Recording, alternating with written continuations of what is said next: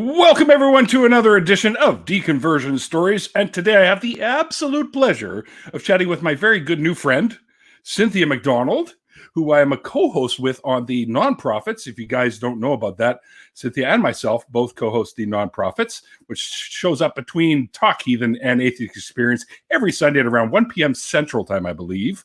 And the latest episodes will be coming up tomorrow and the following week, I think. And I think our episode that you and I were on has already aired. And then we've got more, because I was with, no, wait, it was you and me and Jonathan the last time, right? Right. Actually, Yeah. our episode premieres tomorrow.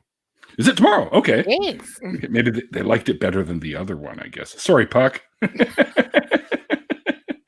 But anyways, that's what I do here, Cynthia, is I talk to people about their journeys away from whatever belief systems they were once a part of, the ups and the downs, you know, how those dominoes started falling that pulled you out of that belief. And I also like to talk a little bit about what people do now since they've come out of that belief, or even you might have been doing some of this while you were still involved. But I definitely want to talk about ADOS, which is what's it called? Oh yes, the American Descendants of Slavery, which is your blog site, and you talk about that and health and wellness surrounding it and stuff like that. We'll get into that a little bit later as well, and we'll also touch on the music stuff because both of us being musicians of sorts, and of course how you ended up getting involved with the nonprofits. But for now, take us back to the beginning stages of when you were a believer and how you found your way out of there. Cool. Okay, so I was raised Christian. Specifically Episcopal, Church of England, Anglican, all that great stuff. Great stuff. All that. Why? Sure, why not? It's great for somebody, I guess. So and largely was raised Anglican because like you, my mother is also from a Commonwealth of Great Britain. Oh, Yes. My mom is from Jamaica. My dad is from here, specifically from Memphis. And my father was actually Roman Catholic. So I ended up going to a Roman Catholic school for the majority of my, life, education life, and then, public university. Anyway, so even though I was Christian-esque from the mainline Protestant sensibility with also a sprinkling of Catholicism here and there, learning about the sacraments and having to go through the religious classes that they put you through because it's part of the curriculum. I did that, right? But I felt that in my time period as the mainline Protestant Christian, I was I found that a little empty, only because it was more this is just kind of what you do because it's kind of part of your culture or what have you. You go to church on Sunday, you go to school Monday through Friday, and this is just part of what your life is, right? But I would say that when I got to college, I guess I found it a little shallow as far as what my belief system was. So I ended up joining a choir, like a gospel choir, and part of the prerequisite is that you had to attend services on the Sunday, and they used to have Sunday services. I would say 3:00 on Sunday because they knew that us college kids was into all types of stuff the night before. Show up there still half drunk. And that has happened. Okay, I've seen. I applaud you. Well, not so much me. I didn't really do a lot of drinking in college, but some of my friends, hey, all right. Tied a few on, eh? Yeah, buddy. And came to sing for the Lord on Sunday afternoon. Afternoon, because mornings weren't a thing. Not at all.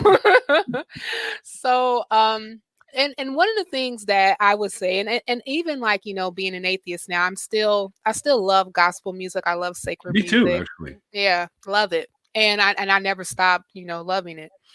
I used to go to a little place we have here in Vancouver called the Yale, which was a blues club. And every Sunday they'd have gospel singers in. And me and a buddy of mine used to go just to hear the fucking phenomenal voices on these people. Right? Singing the gospel, right? And I didn't care so much about the message, but it was the music and the voices, man, were amazing. Right. And that's how I always felt, even like when I was growing up, with I saw somebody put in the chat like the good old Protestant Catholic mix. I said, right, right. Well, one of the things that when you have like a background like that, we didn't do like a lot of hooping and hollering and yelling in church. It was more like, you sang your hymns, you closed your eyes and you hummed a little bit, said your Nicene Creed, ate your wafer, your stale wafer, and drink your little wine, because we use real wine. And then you went right, and then you went home, right? But this was part of, like I said, it was like a lot of routine.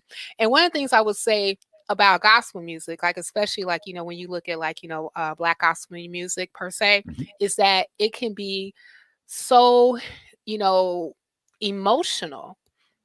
And it tends to, tug on the heartstrings. And I would definitely say that in the midst of me like singing these songs with the choir and listening to the messaging week by week, I kind of felt that, well, maybe my previous life as a Christian was not enough, and that I'm supposed to give my heart to and run after God, and and involve myself with the more of him. Running though, but that's like too much like work. Right? I didn't realize that at the time, Neil. I hire people to run for me. You go do my 10-mile run. Go ahead. Yeah, you do my 10-mile. Right. Exactly. You do my 10-mile run for me. And I want all the results of that 10-mile run. That's right. And the ribbon is becoming first. Yes. With me, that's a whole nother thing about me. I love doing like the organized runs because I get medals, and I'm really addicted to medals, but that's another story. Nothing wrong with that. Exactly. That was me, my thing. I said, okay, I'm going to enter this contest. Do y'all get a medal? No? Okay, I'm not doing it. Yeah, screw that. Yes. Screw health. Whatever. Anyway. So, back to the story. So, so yeah. So we diverge off of the topics all the time on the show. So. Oh, great, good, because I'm bad at digressing. So bad at it. Okay, so anywho, so the more of God, want to run after God, tugging on the heartstrings, like all the emotions, and people crying and slobbering, and you got to get tissue, and next thing you know, folk is falling out, and you got to get the sheets. It was a lot going on in those services, right? So I was like, well, maybe I need to give myself more to God, and maybe I would feel more fulfilled as a human being, because like one of the things that I also dealt with, but I dealt with this a lot, even growing up as a kid, is like depression, and I thought that if I would give myself to God and get saved, then God will help me with my depression. Now that I have like a bigger purpose to living in my life, this depression will go away. And I was wrong. So I ended up doing the whole salvation thing. I ended up learning how to speak in tongues. I even was studying to become a minister. I joined another it was a non-denominational church that came out the more of a Pentecostal Church of God in Christ tradition, and I would study the Bible a lot with friends of mine, and also the church itself was they called themselves a teaching church. So like you had to make sure that you had your Bible with you. You went through the scripture, and even like excuse me, when we would go through scripture, sometimes like we would kind of glance over the problematic things, right? And when I was actually studying to be a minister in the same church, oftentimes like I would come across these problematic scriptures, and I would ask questions, but I never really got a really good answer. And even other people who were more like versed in biblical scholarship than I, would bring other things, that the Bible said that would challenge me. But oftentimes, I would do what a lot of people would do and engage in cognitive dissonance. Yes. Yeah. Oh, it doesn't mean that. Well, you're taking it out of context. Oh, how many times have I heard that? My goodness, right? Yeah. All the things, right? And but those underlining questions from the problematic scriptures, especially the ones about slavery, really kind of eked at me. And after a while, I would say that.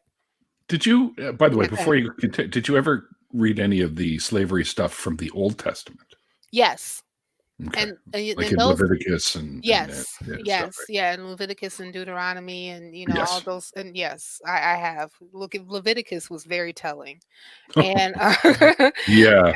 and but like but another thing, Neil, that I would often hear in the Christian sphere Mhm. when it came to like slavery, and I've heard other even other black ministers say this, is that uh God allowed African Americans to be enslaved so that they would know who he is.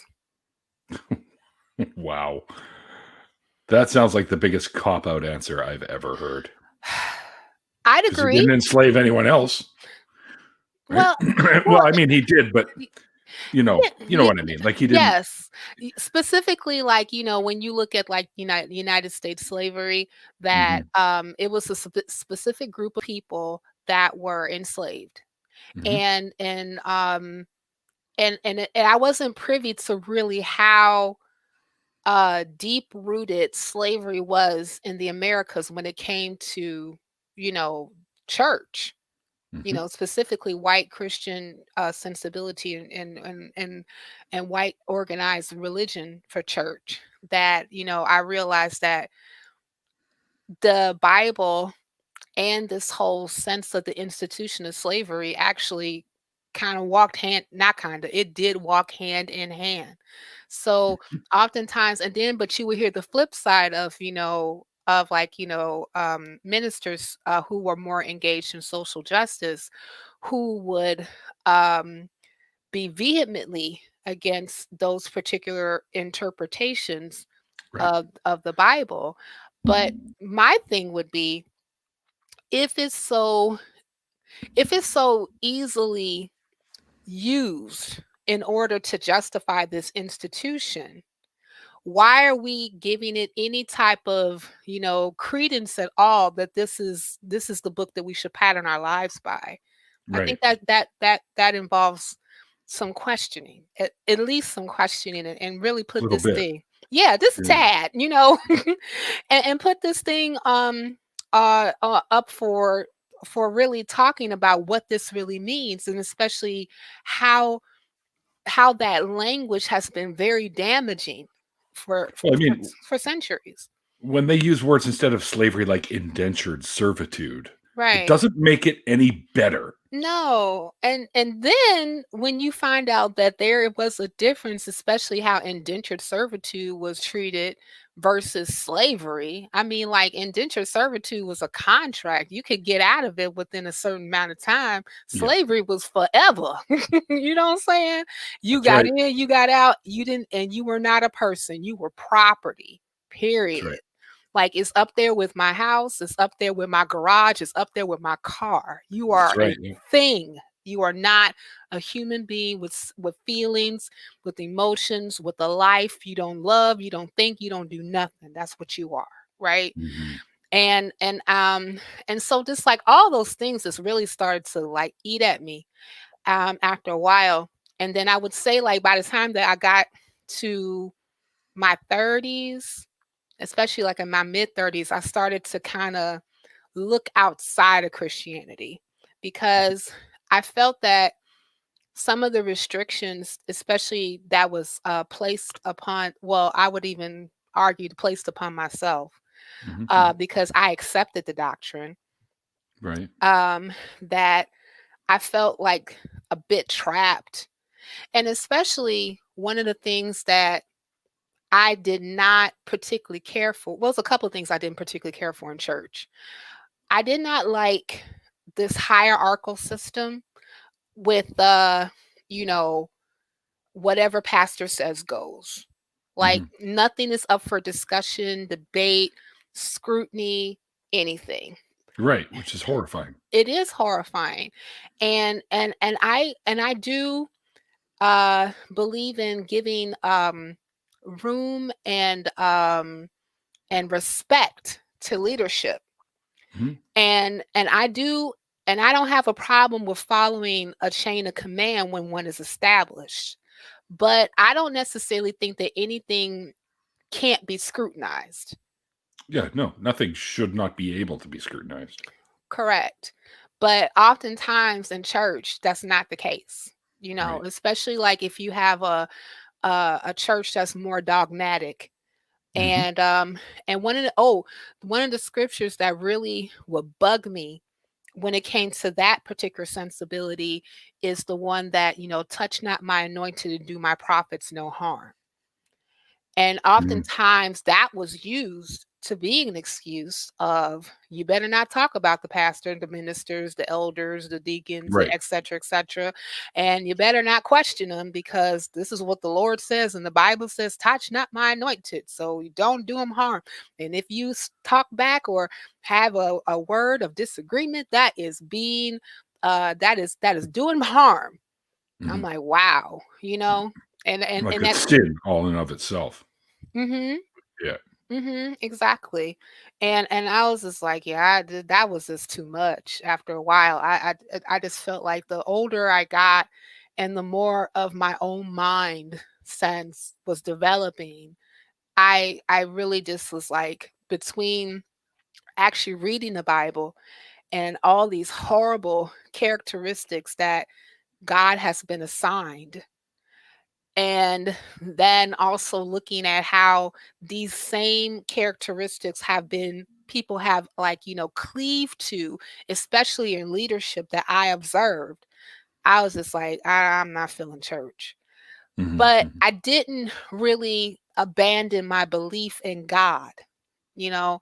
And I think that for me per se, I had some comfort in knowing that there was an entity that was bigger than me, who created me, who loved me, and it has given me some type of purpose. Mhm. Not anything really ascribed to myself or doing things of my own mind, of my own decision. And so since I still had this belief in God, I started to do the whole journey of looking for God outside of religion. And that included studying other religions. I kind of looked at Hinduism a little bit, you know, I looked at Mhm. Buddhism, I looked at and then I started looking at like yoga practices, which I still do, by the way. I love yoga. Um Yoga's great. yeah, it is great. Uh, everybody do yoga. Anyway. What, right now? Right. Downward dog. Everybody right now. I'm just kidding. Let's all get into the lotus possession. Yeah. Get your mudras out, people. But I and also I started looking at stuff like crystals, and I even looked at, like, Oh, you geez. know, yeah, buddy. Actually, I still have I my did it crystals. too. It's okay. Yeah, yeah. But my crystals are pretty. Yeah, they are. They are. So they great decorations and I saw the paperweights. little amethyst, pyramid that I have, Oh, which is really cool. really? Yeah, yeah. Dope. Okay, I need to see that. But anyway. Somewhere. I don't know Okay. where it is. It's I locked away I somewhere. I believe you. I believe you. But Just a little yeah. tiny one. I got it from my sister for a Christmas gift one year. Oh, I know she Yeah. appreciate that. I'm like, oh, cute, you know. But Yes. yes, stuff Sam, is so fucking cute. crystals. Right? Yeah. Sam, They're don't say pretty. that out loud. They are pretty. They're pretty, Sam. I'm telling you. And if you just like put it in a light, you know, it starts to create prisms and stuff. It's really cool. But Prisms are okay, cool. Yeah, they are Yeah, very yeah. cool. So yeah, so I did the whole thing, studying chakras and maybe like ancestral worship a little bit and Sure. learn about other different gods and goddesses, especially like those of like West Africa. And What they were about, I think one of my favorites yeah. is one of the African gods, actually. I think the Congo area, called Mbobo, who was the god of vomit. He vomited up the universe. Oh, lovely. Yeah. I didn't learn about him. Just god of vomiting up the universe or something like that. Yeah. Well, It was he had just a there and had an upset stomach, and right. then just everything came out. Like, oh, look it's stars. Yeah, yeah. Boy, I tell you, as human beings, we come up with some stuff, don't we?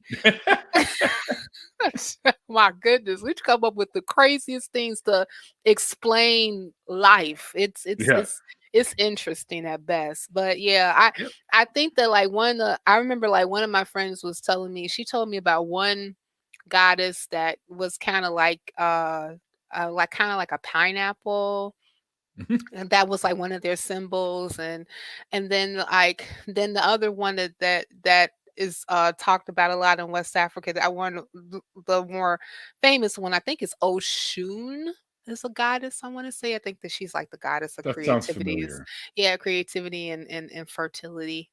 And then like, and I always really liked, polytheistic mythos, like, Mhm. from like Egypt and Greece I got and into all that too. I still have yeah, tons of books on them, which I real decided, you know what? I'll keep them because they're good for reference purposes. And Wicca, I right. was into that and all kinds of stuff. Yeah, yeah. Yeah, that's when, especially when it came to like the conjuring, like, I would look at some Wiccan stuff, but I would get a little scared, to be honest with you, only because like, I am a child. I was born in the late 70s, but I'm a child of the 80s, and I remember the great satanic panic. The Satanic Panic, me too. Yes. I was already an adult in the 80s for that one, but Yes. So I I'm remember old. that.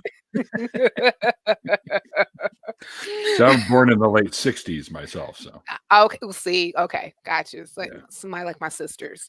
I Um, think one of the popular songs on the radio when I was born is "The Age of Aquarius," I think was one of them, I so love that song. Yeah, yeah, yeah, when I was in high school, we performed part of Hair, but we kept our clothes cool. on because it was still a Catholic school. So Well, you yeah, sure. They like to put a yeah. downer on everything, don't I they? know, dang it. Well, I was okay with that because, I wasn't I was a teenager and I was not so keen on my body. So there wasn't no way I Okay. was taking off my clothes. Like, hell I'd no. have been like, "Woo!" Throwing it all around, Right. I was uh-huh. like, where's my t-shirt and my pants? I don't think so. You cannot do not look at me. No, no.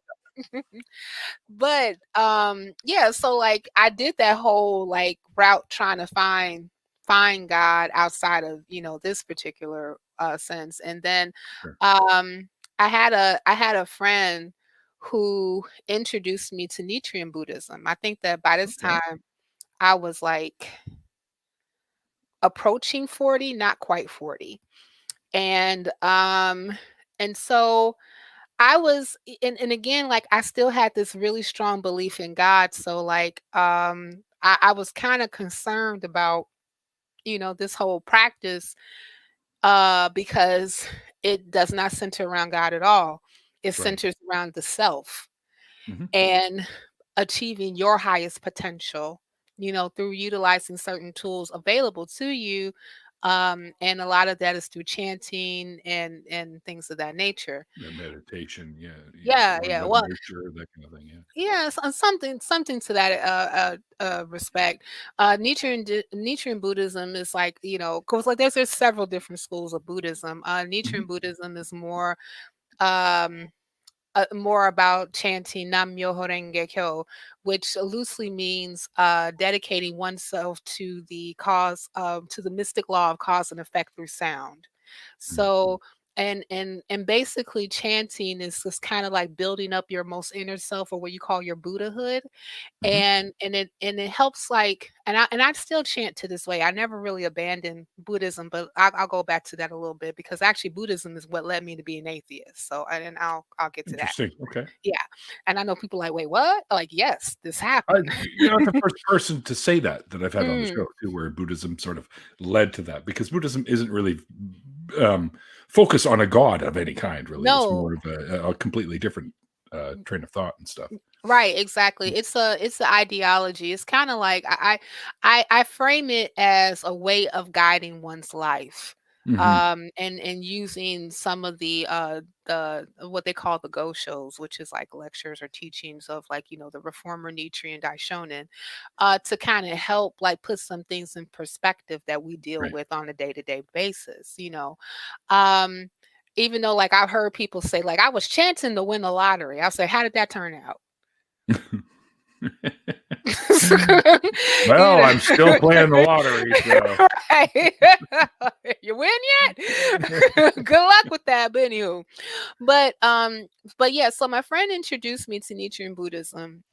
We worked together, and we used to work together, and go to the gym and stuff together. And we got on this whole conversation about Buddhism, and I was like, I like to read more.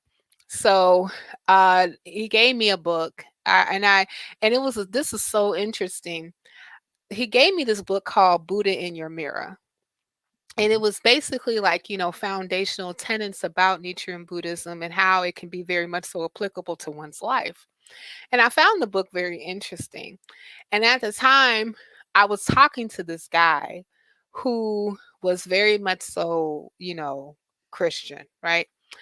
And I remember one time I was on my way to New York. I was going to go there because my uncle just passed away. Hmm. So I was in the like the captain's lounge or whatever in the airport, and because my flight was delayed. So what do you do when flights are delayed? You drink, of course, right? So, so I gotta go ahead and give me some That's what I wine. do. Hello, what else you gonna do? So, I went to the little captain's loungy thingy, and I got a glass of wine, and I pulled out the book, and I was reading. And then he texted me and said, like, hey, what you doing? I said, well, I'm waiting on my flight. It's been delayed. And he said, well, what else you doing? I said, well, I'm drinking some wine and I'm reading this book. And then he said, well, what you reading? So I took a picture of the book and I sent it to him, and he got upset. Oh. He was upset. He was like, what are you doing reading that devil stuff? I was like, Houseway? He said, it's the devil. I'm Christian. I'm like, okay. And he said, but you're reading about Buddhism. I was like, yeah. So you shouldn't be reading that. I'm like, how come? He said, because you shouldn't, because it's the devil. I'm like, okay, I'm about to get off the phone. My flight is calling me. I think I need to board Right. now. Obviously, that did not last long, because I can't deal. No chat. No, I couldn't. no. I cannot. So, I think that, like, by the time I ended up actually, kind of going like through to saying yes, I want to practice Buddhism. I think it was like at least about a few months after that happened, and I had like about a few more books under my belt to say that, hey, this seems kind of cool. But I was still very much so uh held on to that whole idea about God. So um I started to practice. I would start to chant, and I would go through some things, and I think I remember, like, the first year that I was practicing Nietzsche and Buddhism, a lot of stuff just kind of went left, right? Hey Getting B. a little love from the chat here. Like, hello B. I love And me Jenna some B. Mio showed up as well. Jenna, love me some Yeah. Jenna. Hey, people out there in Nil Out there in 604 YouTube land. land, in YouTube land. Yeah, so So like yeah, that was a very tough year. I remember getting laid off from my job eventually. Like my income stopped because like I wasn't able to like secure another position Mm. right away after my unemployment, ran out, because the United States, when it comes to unemployment, sucks. And then I was trying to figure out, you know, if I'm not able to kind of like land a job in my field that I'm in now, like, what should I do? And so I decided to go back to school. And then I was like, I don't necessarily want to like do a whole like what do you call it? I didn't want to do like a whole like degree. I don't got time for all that. I'm in my 40s. I need something to help me kind of retrain quickly Yeah. so I Yep. can get back out there and look at something else. So that's when I ended up I found like a program at a community college that went through what they call community health. You can study like you can get a certification in community health. So I ended up doing that. And eventually I got another job. Now, in the midst of all this going on, with me going back to school, but then in the midst of that, my my income stopped, and I was trying to figure out like how to pay for it. Mhm. And I remember I was Robbing in. banks was out of the question, I assume. Yeah, I was like, damn, I could do a whole Bonnie and Clyde thing, but I don't like jail. I Yeah, can't do no, it kinda jail. sucks there. Yeah, I heard that that's a really funky place, so I don't think I really Well, want to go there. what's that expression? 3 hots and a cot, Yeah, exactly. I the guess bare minimum. right. I like to eat, so that wasn't gonna work with me. So so I was like, oh, I don't know what to do, and that's when I really felt kind of like God abandoned me in some cases. Right. And I remember it being like in my room before going to class, and I was like, I need to chant because I'm feeling like shit. And while I was chanting, no, while I was trying to chant and I couldn't. And I just Oh. started just to cry. Mhm. And while I was crying is when I realized that God didn't abandon you. There was no God there in the first place. Right. And and that's when I realized that I was responsible for my own life. Yep. And that's definitely an ideology that Buddhism teaches a lot. Is about being responsible for your own life, basically taking ownership of your own shit. Yep. And when that happened, I cried even more because the weight of being responsible for everything that you do felt so heavy. But in actuality, it's always been like that. Right, right. There is no data that we can unequivocally point to that says that the responsibility of your life was on some other outside deity that you cannot see, you cannot talk to, you cannot touch, you cannot smell, you can't even taste it. It's not, you can't, it cannot be recognized by the five senses, Right. nor do we have any type of instrumentation that has been invented that we can that is a God detector. Right. If there's one, let me know. I would love to investigate and learn more. But Wouldn't we all? right? It all sounds glorious, but, It's not just yeah, it just hasn't shown itself to be a thing, so I'm what do we just do? right. What do you do, right? And so Continue on as if it isn't real or doesn't exist. That's what you do. right. And that's exactly what I end up having to do. Like, and then and I remember like at that particular moment I felt so lost. And I was already kind of like in this whole limbo state of practicing Buddhism and being agnostic. Right. But that was the moment that I became atheist. And I'm like, and that's when I was like, if God exists, I have no way of telling that God is there. And if God existed for me, where is he? Yep. So and if I can't even find who this Maybe entity is, maybe you just didn't pray hard enough, Cynthia. right?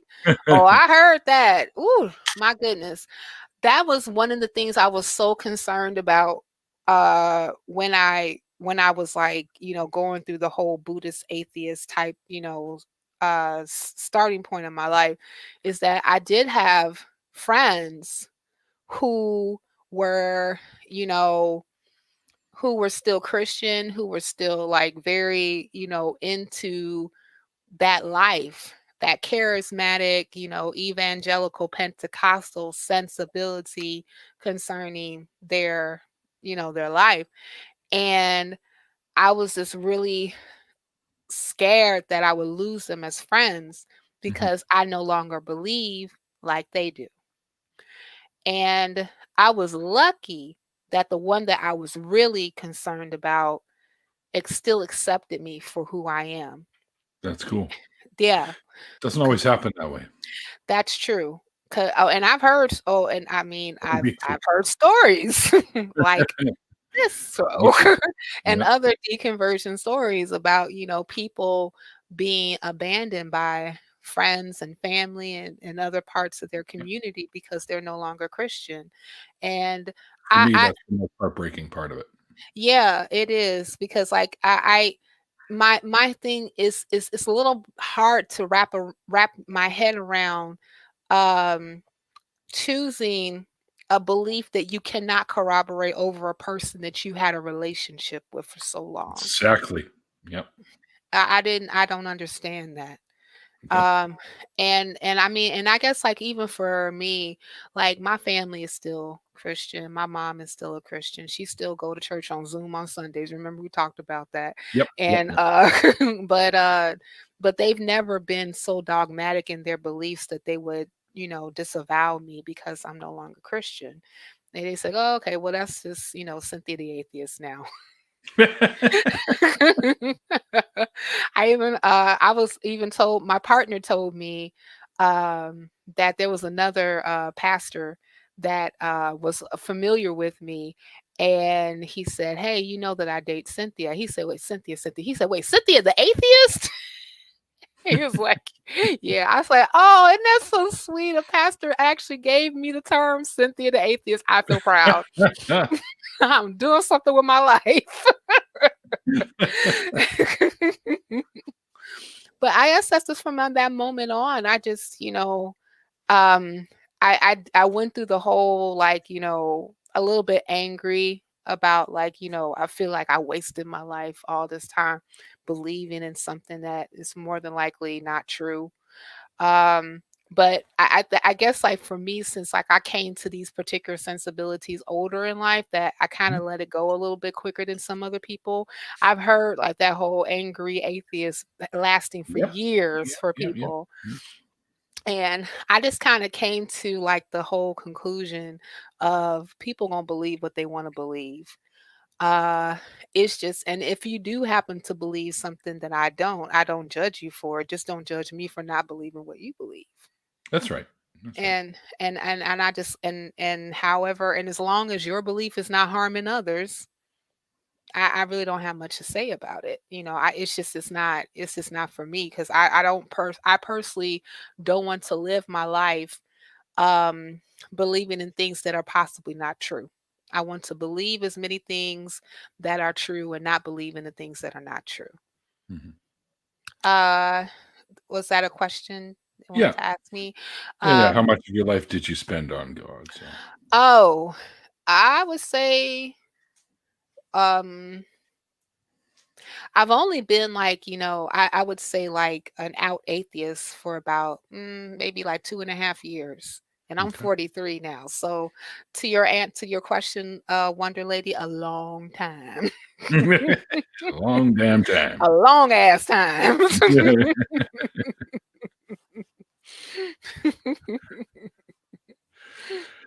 Yeah, well, yeah. I mean, many people do spend most of their life in some sort of a belief like that. So Hmm.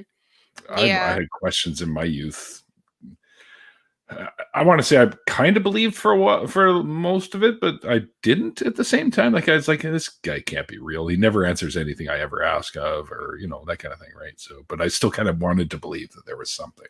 Yeah. Finally, I just gave it up. And then went through all the other stuff, the Wicca and all that, and then I just went, that's all this shit is nonsense. I'm out of it. Right. And I think that's kind of like where I kind of live with that. I think I took it to the point where what those practices were that could be beneficial, I took those and then threw out the bullshit. You know what I'm saying? Like like specifically like if I we talk about yoga. I love doing yoga, but I know that there's a whole religious spirituality aspect of yoga. Sure, Uh, there is. yeah, and that's the part that I don't necessarily, cleave to. You I can separate it. You don't need it. yeah, exactly. I like the way that I feel after I do yoga. Shavasana is great. After you do like a really rigorous flow, and then you could just lay there. That is wonderful. And I ain't even gonna lie. There's been times that I've done yoga and we've meditated and I saw all types of shit. Oh yeah. I mean, I saw colors. I think I heard shit. I don't know, but that could have been the Brain music in the chemistry is background. hilarious. Man, right? Your brain do all types of crazy, funky things to you, like when you are in a state of whatever. You know what I'm Mhm. saying? And so, like, but I'm thankful for like like shows like this and also being Oh, able to thank you. like yes I do. I'm very thankful for shows like this because I think that it kind of helped me uh kind of separate what's kind of going on that's real that's not. Mhm. um I think that like the first thing that I did is like I listened to a lot of atheist content, a lot of ACA stuff. Oh yeah. Yeah. And And now we're part of one. Yeah. right? Yeah, yeah. Right. And and that is wild. Yeah, it's That awesome. that's awesomely wild. I would never have thought in a million years that I would end up on an ACA show. Who'd Right, have me thunk either. it? Especially like spending so much time actually like divulging into content and debate. And I even remember like, one of my friends like, will you debate a Christian? I said, absolutely. Like that. Just like that. Bring it on. Bring it on, right? Actually, I was scheduled for one, Neil. I was supposed to do a debate with I think that we familiar with the presuppositionalist Dean Meadows.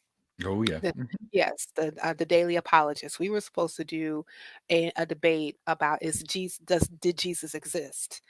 And I was studying for it and I was ready. I was ready, right? Mm, mm, And then George Floyd happened. mm. And that's when, for the date that we were actually going to do it, I decided to table it.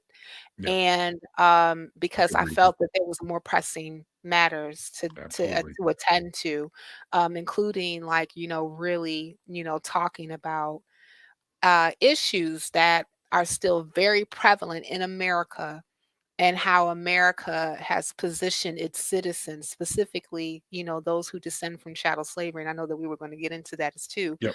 Yep. And and how since like, racism, white supremacy is a hierarchical system Mhm. and it's totally based on, having a group of people at the top and then inserting other groups along the way and then having a bottom caste.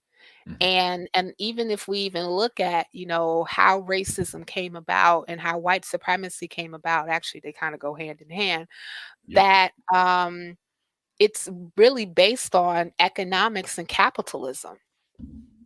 And because of those things, Also, it's yeah. also tribalism. That too. That too. Yeah, I think that part of it is identity, with tribe in those Yep. particular cases. But even if you like look at like why the United States actually like, garnered or switched even from like a labor force that was considered indentured servitude of which was slavery, that was an economic decision. Mhm. That was totally a capitalistic decision. True Uh enough. yeah, and so like since we already had like these ideas of like of tribalism of like this particular group of people is superior than that group of people, and then also to taking what we believe as far as like um excuse me, in Christianity, according to like, how the Bible treats slavery, Mhm. ipso facto, let's go ahead and utilize this particular institution to be a force in as far as like, economics in the United States. So, but the thing about it is that the legacy of slavery never left. Mhm. And it's something that we still deal with this to this day. Oh, yeah. So that's why I kind of like shifted my focus, because like, even though like I would definitely say I'm very much so um uh invested in the idea and the movement to separate church and state. I Mhm. don't feel that church has Oh, I hear anything you. to do with state regulations, or or law at all. I That used to needs have to be a I used to have a bumper sticker said, "The last time we mixed church and state, people were burned at the stake." right. Exactly. And one of the things is even like scary to me is like, when we even take like religious extremism and True. I agree with you, Wonder Lady. I definitely agree with you. That's one of the reasons why I was, very, very vocal even about, the candidacies that was running this particular election, because of private prison privatization. Tization. Tization, yes. Yeah, yeah, Prison privatization. Should privatization. never have been a thing.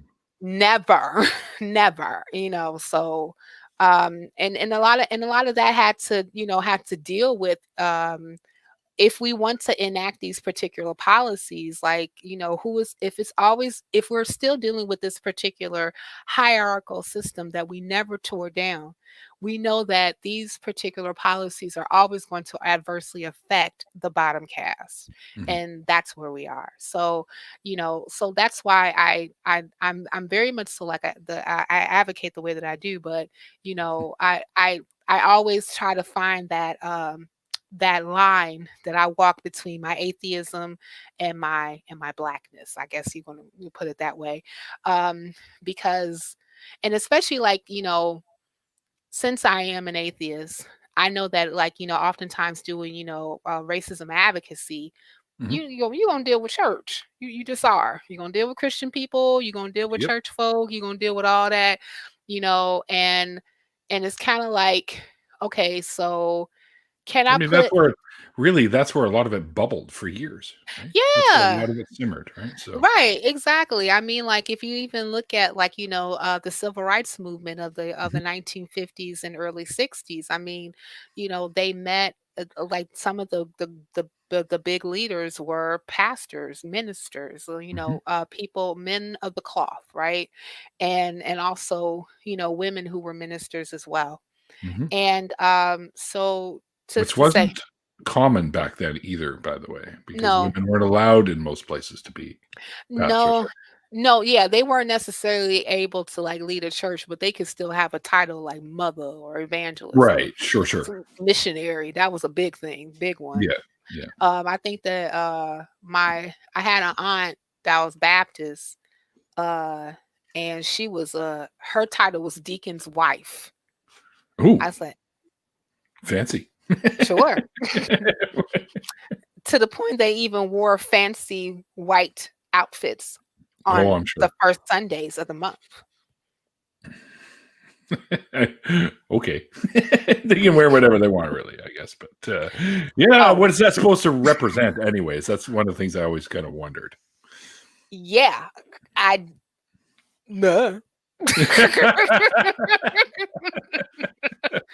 One of the things I regret that I never asked my aunt, like, why do y'all wear white on Sunday, on the first Sunday of the month? What's that supposed to do? And I guess it's like it was entitlement, purity. I don't Uh, know. New month, it's nice and pure. Wait till we ruin the fuck out of it towards the end of the month, and then we'll all wear black. There you go. We'll go with that route. I always prefer wearing black Sure. anyway, because like black is Me too. slimming, and Yeah. it has a multitude of sin when it comes to like the body. Like, I can like tuck in my fat roll if I Anything you just put turn on it. this way. pops out too, right? And then, right. You could put stuff on it. Exactly. Well, I don't got the one that says that. I need to Purple's get good. one like that. Purple is good. I like purple. Purple's It's great. my favorite color, whereas black and white are shades. So I would say black's my favorite shade. Purple's my favorite color.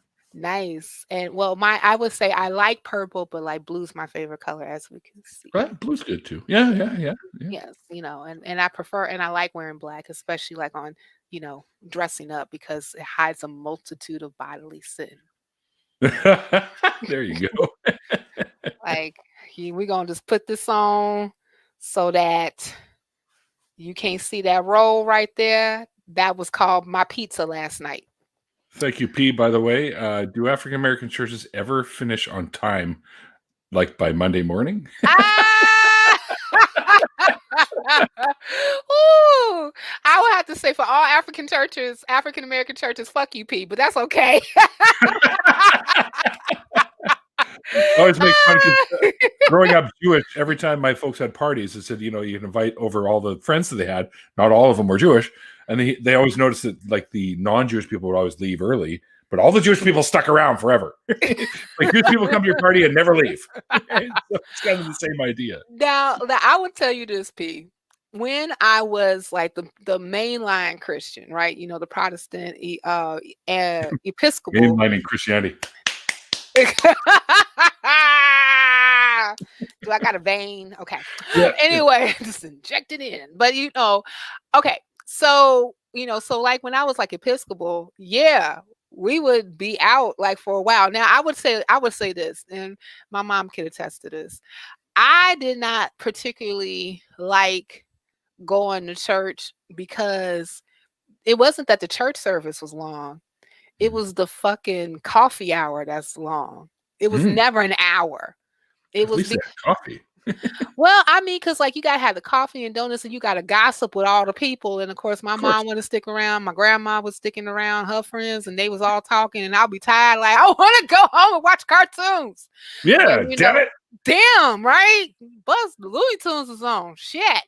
And this and it would take forever. And then you couldn't just like go home. You had to go to the grocery store. It was a thing. God, it was a thing. So I hated that. And then when I became like, saved, like now those services, okay. Now, okay. So if it was like the depending on like which one I went to, sometimes like you would have a pastor who would wrap it up in a few hours, and that was a good thing, like 2.5 hours. Like we did the praying and the singing and the dancing and then all this other stuff, and then you done. And then but then like Jenna was talking about, one talk to everybody after church. That happened too. You know what I'm saying? So that was so like that whole like fellowshipping instead of just going home was always a thing. But like people will always say, especially when you're in like churches like that, is that you must be prepared for the Spirit of the Lord to move. What's he moving? Hope he moves my car because the battery died. Man. Get behind God and give me a push, will you? Right. Can you help me push this bad boy from home? Give me a tow, goddammit. You know what I'm saying? But man, and and if the Spirit of God is moving, then that's when it's a whole lot of tongue talking, singing, falling out, the people catching the Holy Ghost. I don't know why you would catch something. It's kind of like sound like you catching like a cold or a disease or something. Like catch the Holy. I got my mitt. Right. Like what you catching? So like there have been times all that where, ectoplasm all over you. Ew. Right. I'm like, oh my God, got this slime. I just got slime. But it's oh no, that was holy oil. That was anointing oil. That's what that was. Yeah, you got to get slathered sometimes, and then if God, then like the minister or one of the that people just sounds dirty. Slathered up in holy oil. You just got slathered up in holy oil. Oh, I'm sorry, that's the wrong show, right? Okay, this is the wrong show for that. Follow us on Pornhub as well, folks. He had a whole channel with deconversion stories, and then we get slathered with anointed oil. It's great. It's great. It's great shit. But yeah, no, those would take a minute, you know what I'm saying? Because then, like, you got to get the people, like, help walk them out, because, like, they can't walk properly because they still, like, the spirit of the Lord is still moving. Oh, I've seen some of that, man. It is funny shit. Man, and you know what? I remember, like, looking at that stuff before when I was still, like, a Protestant, and I was like, "What in the hell is this? These people are crazy. What is wrong with these people?" Then I found myself doing it, and then I said, "What is wrong with me?" Yeah. Wait a minute here. Oh my gosh! Then I became one of those people. The divine slime. There you go. Man, I like that one. I'm gonna start using that theoretically. My goodness, yes, Jenna. They got the Holy Ghost. They sure did. I feel I got to go take a shower now. I feel so dirty. I mean, if you even think about it, and I'm gonna get in trouble for saying this, but I'm gonna say it any damn way. If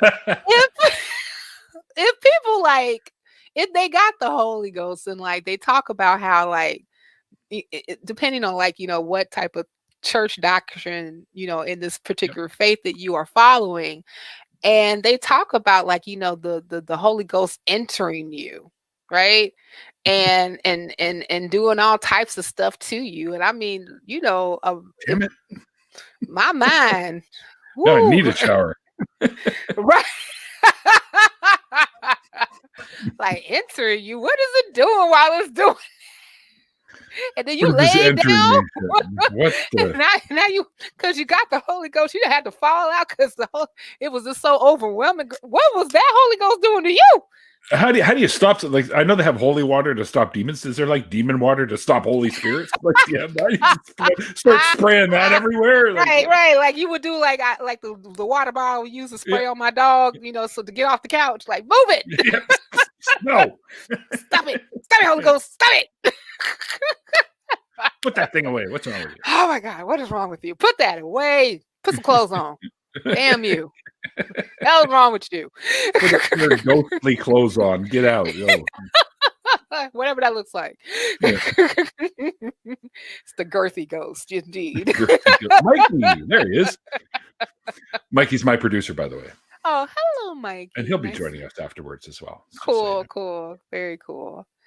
So yeah, that was pretty much how, like, I kind of just came out of, like, religion, and even though, like I said, I still, like, I still practice as far as, like, Buddhism is concerned, because, like, Sure. one of the things that I learned concerning atheism, and I think that and I had to correct a lot of people concerning, what an atheist is. Yes. All All the time. all the time. I'll tell this one story, and then it kind of leads into what I was going to say.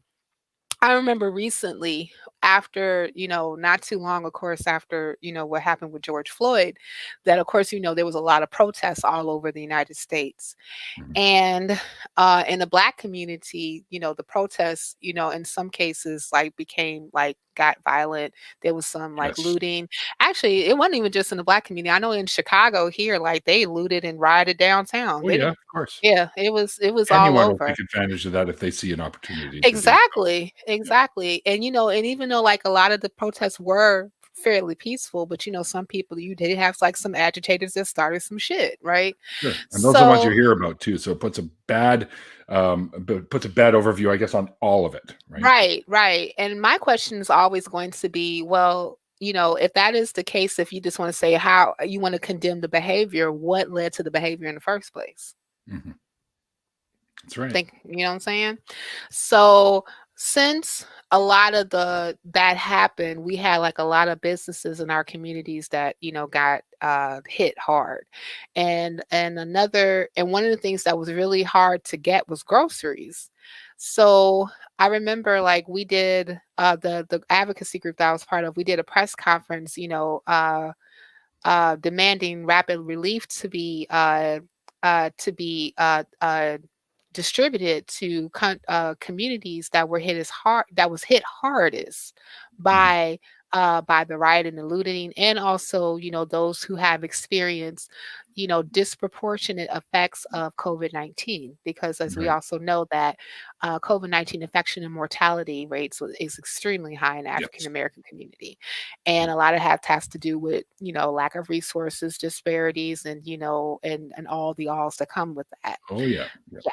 So after we were done with the breast conference, then one of the young ladies that was there asked if I would take her home. And I said, yeah, I would. But she was saying that she was having a hard time trying to get food because everything around her was closed. So I asked her, I said, well, do you want to go to a neighboring state that's not too far from here? We can go grocery shopping because I need stuff too. She's like, sure. So on our way there, I called my mom to let her know what I was doing. And she was a little scared because of all what was going on at the time. And I said, no, we'll be fine. I'm going to avoid all the problematic areas that, a lot of this stuff is happening. And then she Right. said, well, just be okay. Just be safe. I said, I will. So the young lady that was with me was saying that, oh no, like we'll be fine because like the God that I live and love and serve will protect us. And if God showed me that there was hurt, harm, or danger, I would know so we wouldn't go. And I'm like, oh fuck. Maybe this wasn't such a good idea. Right. You sure you don't want to go home? Maybe you could call Uber Eats or something. But just saying. But I was like, oh, I did not want to hear this the entire way to a whole different state to go grocery shopping. So, so I just put it out there. I said, if that's what you believe, but I'm atheist, so okay. In other words, I was hoping that How'd was she take it? Is that what she did? She's like, you're an atheist? let's just say after we She were didn't even want to done. get in the car with you? No, she got in the car with me. But she found that it was an opportunity to proselytize. Proselytize, yes, of course. Of Yes, course. I gotta bring you to Jesus. I gotta share the good news of the gospel with you. I have to evangelize the goodness of Jesus to you so that you can get your heathenistic soul together, girl. What's wrong with you? My So soul's just fine, thank you. yes, thank you. My non-existent soul is just fine. Exactly. It's just fine, because it's not there. But anyway, so when we were on the way back to Chicago, that's when that whole conversation just went south with the whole proselytizing, the evangelizing, the whole challenging my non-beliefs as a belief, even equivocating atheism to Scientology. And I was What? like, no. All right, I've had it. Get out. You're walking home. Take you and your goddamn groceries with you. I don't know how you get home, but you gonna get the hell out of here. Leave the groceries here. Right. You pick Well, some good stuff. well, no, I would have to pick No, you I for know it. that's Yeah, I had to me. pick you Yeah. up because I don't eat meats, and she Yeah. bought meat, so there you go. Mine. You have that in mind. Right. Since I'm such a heathen.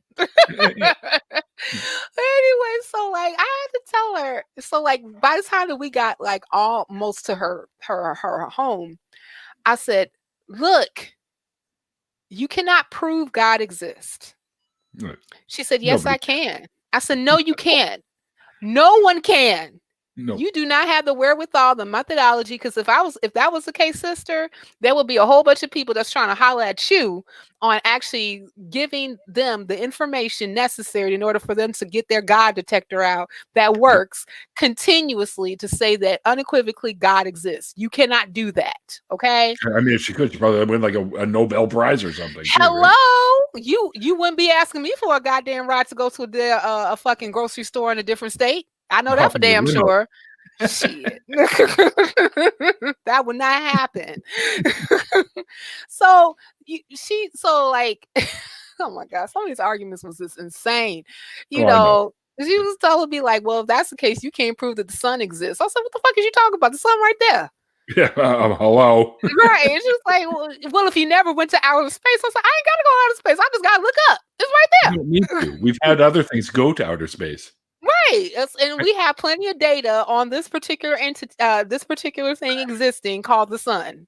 Stars too. Like, they always say, "Oh, but you weren't there, right? Or you weren't, when it talks like evolution and stuff like that." They always pull up that crap. Yeah. And a friend of mine, my good friend Jackson Wheat, and his friend Downard, Robert Downard, James Downard, sorry, did a book called "Yeah, but the rocks were there." So, and I just picked it up. This thing's huge. I know, right? I was just like, goddamn, does they got an audio book for that? I asked him, and he's not sure if they're going to do one for a while. But this is all the resources, and the sources. Oh, so wow. It's legit when it's like a third of your book. Right. I ain't mad at that. I need to get that just in case if somebody try to do that shit again. I've only read a little bit, but it's fantastic. Right. Either that, so that way I don't have to threaten to like tell people to get the fuck up out of my car if they start doing that shit again. But but then her whole thing is that you can't prove that God does not exist. I said, you're right, I can't. But I never said that. I never said that I could. I just said I just don't believe in God because there's not, for lack of proper evidence. No convincing evidence. Yep. Yeah, and that's all. That's all what being an atheist is. That's all what atheism is. Without theist God. That's it. Right. I don't believe in God because I have not found any good evidence to actually prove that God exists. Therefore, right. I don't believe in him. That's all. And we don't have to disprove something that's never been proven. Exactly. And I'm not trying to make a claim that God does not exist unequivocally because I don't have the wherewithal to do that I never say that. I can't, So, I just try to just tell people especially I'm pretty sure you hear this, Neil, about the atheist worldview and the atheist belief and all this stuff. Yeah, all this some crazy shit. Matter of fact, you don't know definitions very well, do you? No, that'd be too much right. I was privy to that whole movie that's on YouTube called The Atheist Religion. I kind of want to check out, but I'm afraid to look at it because I don't want to lose what little hair that I have just allowed to grow back. So I'm debating with myself. It's either that I got lots. So okay, I'll holler at you. Just send me some in the mail. I heard Canada's mail is working way better than ours anyway. So there you go. Apparently. Yeah. But yeah, I just was telling people being an atheist is not deep. It's not. It's one, you answers one question and one question alone. Do you believe in a God? Yeah, no. No, I don't believe in it. That's all it does. Because you got atheists with a plethora of worldviews and how they conduct their life and how they behave and what they hold valuable and what they don't. I mean, nothing, there's no one tenet that we all follow as far as being an atheist is concerned. We don't have an atheist creed. Oh, actually, that would be kind of cool. Can you write a song called The Atheist Creed, Neil? I'm giving you something to do. I have a couple of songs based in atheism already written. We haven't recorded them yet, but yeah, one of them's called "Let It Go," and no, it's not the one from Frozen. And the other one is Thank you. And Cafe has also joined us. He likes to push the DMT thing. That's not true what you said. Oh, okay. Atheists who try DMT no longer identify with atheism. I know 3 atheists that have tried DMT and they are still atheists. Okay, so here's the thing about the whole DMT. I just learned about it. Mm-hmm. And what I know is extremely shallow as far as it's concerned.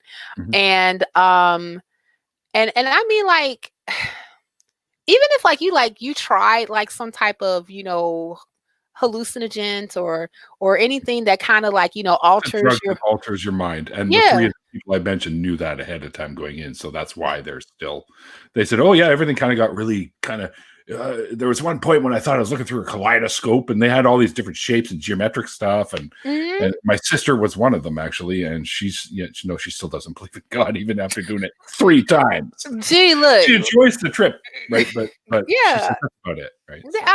It's kind of like how I told you, like when I had like a really cool meditation moment after yoga, and I saw colors and shapes and designs, and it was beautiful.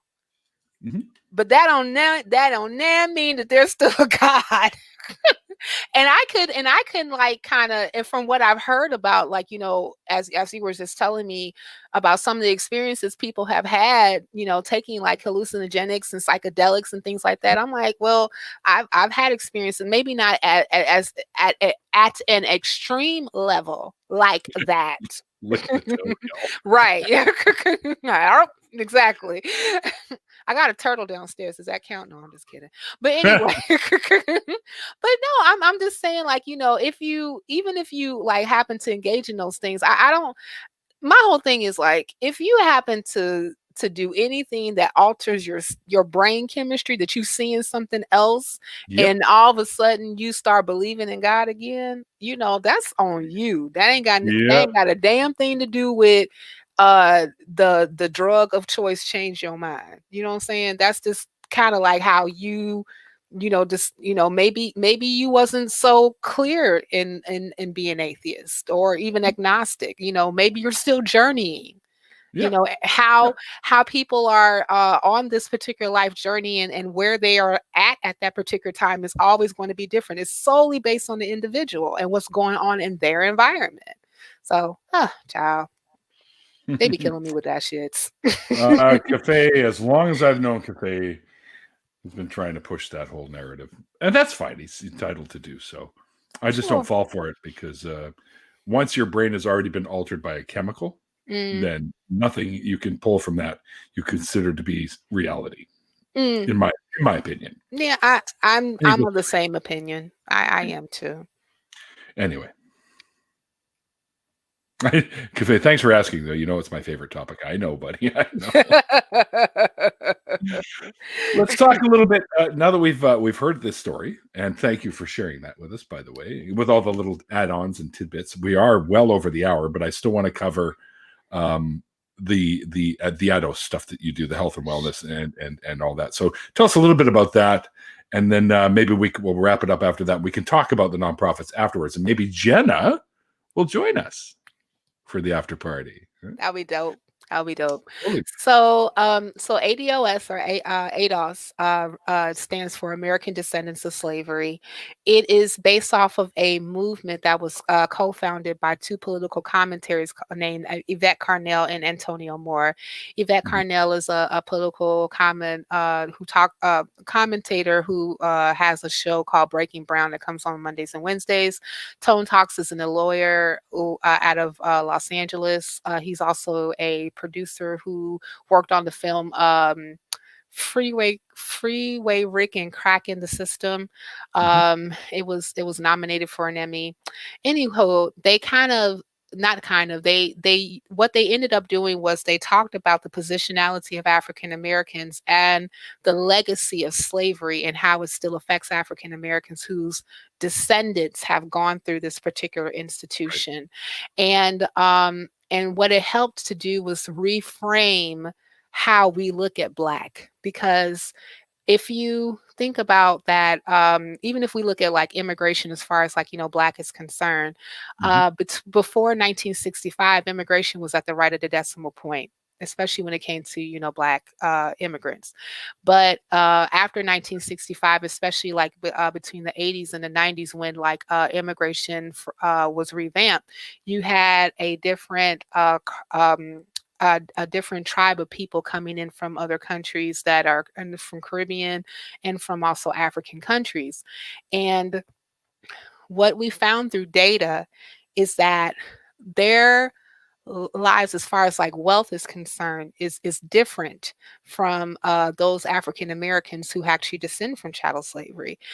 For instance, the middle Black family that descends from chattel slavery is like worth like around $1,700 liquid.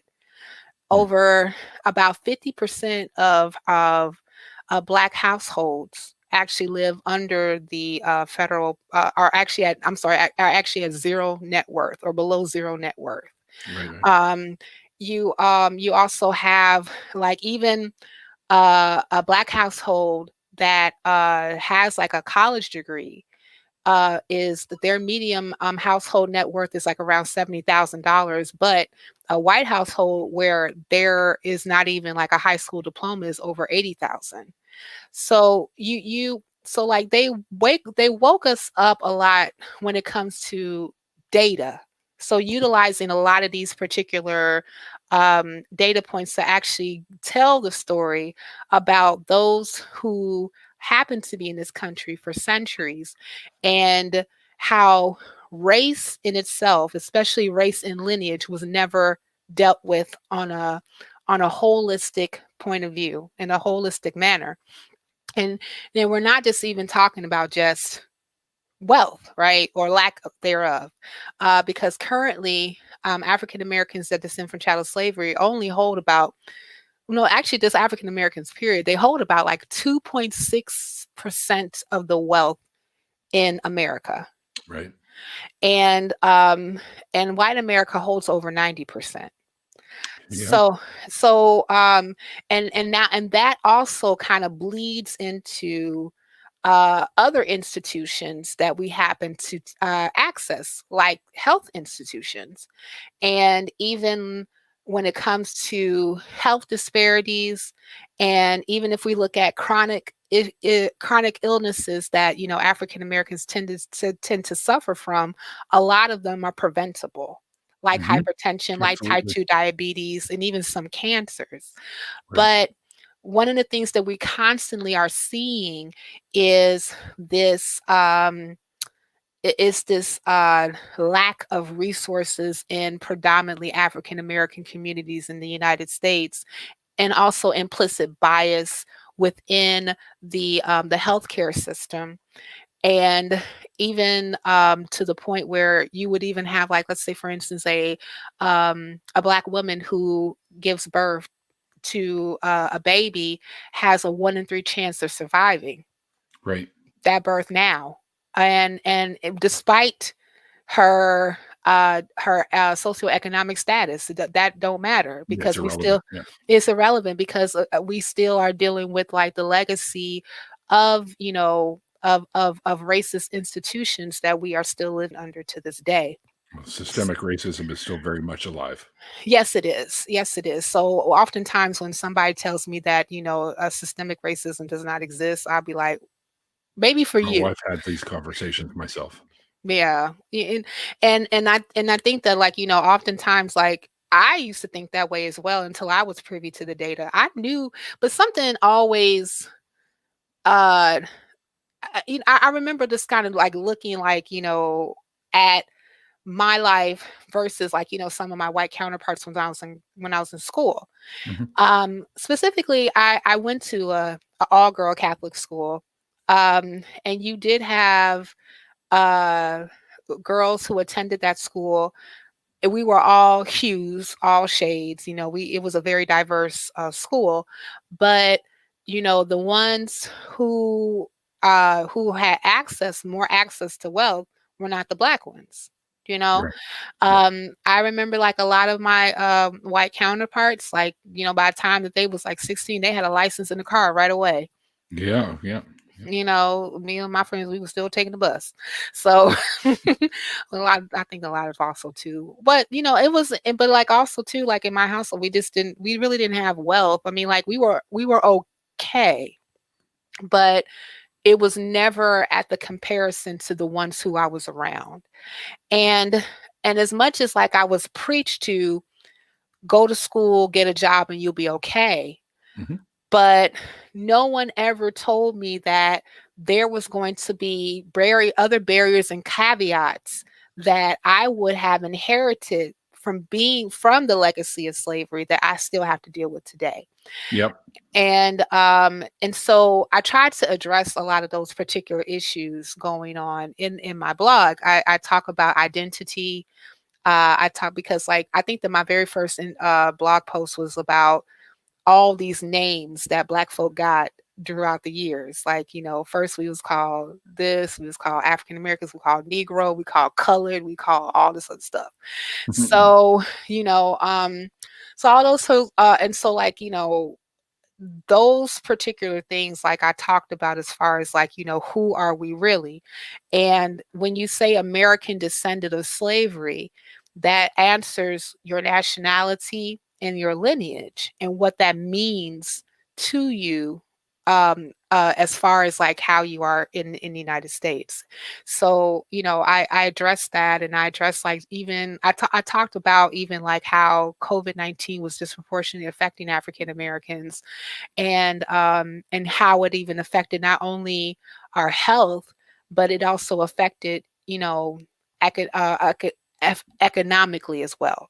Affected us economically as well, because like you had a lot of people who were either considered essential workers, but they weren't really making essential pay. You had African Americans, because they live in multi-generational homes, are not able to socially distance the way that they need to. And you also had, people who weren't necessarily getting proper treatment, even if they were infected. And so like all these particular inferences, are because of this legacy that we still live under. And I just tried to do my best in order to like address a lot of these particular issues and really bring them up to light, to have conversations around them, and also taking those conversations and using them for advocacy purposes, in order for us to get better policy from Right. our government officials to deal with these issues that we're still dealing with today, that we are Right. still dealing with today. Excellent. Mhm. That's when I found out that you were involved with that, I was reading a lot about what you do on your website as well. And I think this is really, I think you've got a great thing going here, and I think it's important because you talk about the 13%, which is another thing that you do on the your friendly neighborhood atheist network. Yes, You host a little show called the 13%. I do.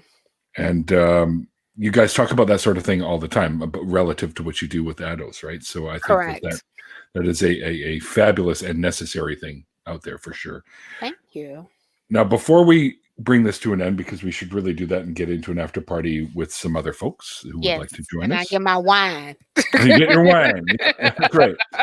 Tell us, how did you end up getting involved with the nonprofits? So, I think it started mostly when I got involved with your friendly neighborhood atheist, Ethan Michael. Okay. I was actually listening to Talk Heathen, one of my favorite shows on the ACA, and Ethan came on to talk about him actually launching his network, and he was going to be debating Christians, and so he was Okay. asking Eric Murphy and V. LaBianca Yep. for advice, and and then when he mentioned that he was in the Chicago area, I was like, oh, I have to check him out, right? So I listened to one of his debates that he did with Larry the Christian, and then so like it was already pre-recorded. Unfortunately, I wasn't able to catch it live, so I ended up like just commenting like all these different things that Larry was saying. I was like, no, that's not true. No, not really. No, no, you gotta look at it like this, like so I started correcting a lot of stuff that he said. I think one of the things that that was really killing me is when he said that we have more evidence pointing towards the existence of Jesus than we do Julius Caesar. I was like, oh, hell no. What? So I was like, that's not true. We still got a death mask of Julius Caesar. We also have coins that actually visibly showed him aging over time period. We have his own writings. We have other testaments from other people who was around him. What the hell, man? What are you talking about? Oh my gosh. I started losing it. So anywho, Ethan liked my comments, asked me if he can friend me, and I was like, of course, and then so later on we discussed about doing a stream together where we did a reaction video to Steven Crowder. Oh boy. Right. So then after that, we did the reaction video, and then we did another video where after we got like the information concerning the disproportionate effects of COVID-19 on African Americans, and he's like, why is this? I want to talk about it. And so that kind of birthed into the 13%. Now, Cool. So now I would also guest on his show. I would do like, I did like a couple of atheist roundtables. Yeah, you've been on the Daily Atheist too with Chris. Yes. Yeah. I was on Daily Atheist, and I kind of like parlayed into all that. And so with the so after I did like content concerning like, atheism, Puck, who also got his start with, in the YouTube atmosphere from Ethan, reached out to me and said, hey, would you be interested in possibly doing the nonprofits? And I was like, you mean the ACA show? You mean like the thing that actually defines what it means to be atheist in America? Yeah. Man, I'll think about it. Of course I would. Yeah, dude, let me think on that. Okay, I'm done. Right. I'm good. Like, yes. So, and that's how I got involved with the nonprofits, and and that was a lot of fun. I'm looking forward to more of our streams. I really Well, you and I did one together already. We was a did. lot of fun. We did. Y'all check that out tomorrow. 1 o'clock Central. I think actually, I think it's earlier than that, to be honest, because I think it comes on. It's between Talk Heathen and the Atheist Experience. Okay, so the Atheist, I know that. So I think it's 3 p.m. And the reason why I say that is because I know the Talk Heathen comes on at 1 p.m. Yeah, and they usually go for about like an hour and a half to 2 hours, and then Atheist Experience comes on at 4:30 p.m. So I think the nonprofits comes on. Stick us in there. Yeah, we kind of right. We're like the wedge between them. Yes. We are the balance. We are the balance. We're like Jedi. Balance. Yes. We are so like the Jedi. Thank you, Jenna. Yes, Jenna has confirmed it's 3 p.m. Central Standard Time. Thank you. So, but is Jenna going to join us for the after party? We'll be waiting because there's a bit of a delay. So yes, it would be nice for that to happen. I would love to see definitely would be after party. That would be so cool. Jenna is actually going to be on my show too. Yeah, I know. Jenna has an awesome deconversion story. She talked a little bit about it when we were doing like a couple of our roundtables. So I'm looking forward to that. I'm glad you got involved, and I'm so glad I got to meet you, Cynthia, and I'm so glad I get to work with you. And I'm extremely ecstatic that you said yes to coming on the show, because you're an amazing human being. Everything you do has so much meaning behind it, and I applaud you for that, because it's fantastic. Thank you so much, Neil. I appreciate that. You're making me all feel all warm and gushy on the inside. Well, I've got some tissues if you need them, but thank you. People are like, why does he have tissues? Just in case. Remember that Pornhub I was? Never mind. Actually, I have Jenna on the show on Saturday, December 12th. So nice. If y'all are, Neil the 604 Jedi, I approve of this message. So if y'all are busy on the 12th, maybe Jenna's like maybe. Well, I'll tell you what, Jenna, I'll drop you a link to the after party where you can just hop in if you do have the time on your Facebook Messenger, and if you can join us, fantastic. I already know that. Not that kind of tissues, Jartan says. I'm pretty sure Jartan will probably join us, and of course Mikey will join us, and I think Susan might join us, because Susan is an amazing human being. Oh yeah, she is. She's absolutely an amazing human being. I love you, Susan, so much. Yes, I do. Well, enough of this. Let's get into the after party. I take a little bit of a break, about 5 to 10 minutes, somewhere in there, and then I'll give you a brand new link. We'll jump in with some friends and have a little bit more fun. How's that sound? That's all right. Awesome. Find your wine. And once again, Cynthia, thank you so much for joining me today. It's been Thanks an for absolute having pleasure me. chatting with you. This is a great way for me to sort of get to know the people on a little bit more personal level, even though it's virtual because of, COVID and all that shit. But Indeed. it's a good way for me to get to know our community a little bit better. And I hope that other people that watch this get to know you a little bit better too and know the important work that you do and the wonderful human being that you are. Thank you. And I think that you are important. And you, what was that? What they say on the My help? mom thinks so. Right. What on the help is that you are smart, you're pretty, and you are important. That's like Stuart Smalley from the old Saturday Night Live. That was Gosh from darn the it, help. people love me. Oh, is that Right. No. Stuart Smiley. Like, yeah, Yeah, yeah. you're good enough, you're So smart funny. enough, and doggone it, people like you. Yeah, that's right. He holed himself up in his apartment eating nothing but Snickers and Snickerdoodles and all that shit for like weeks. I'm not There's mad at tissues everywhere. that.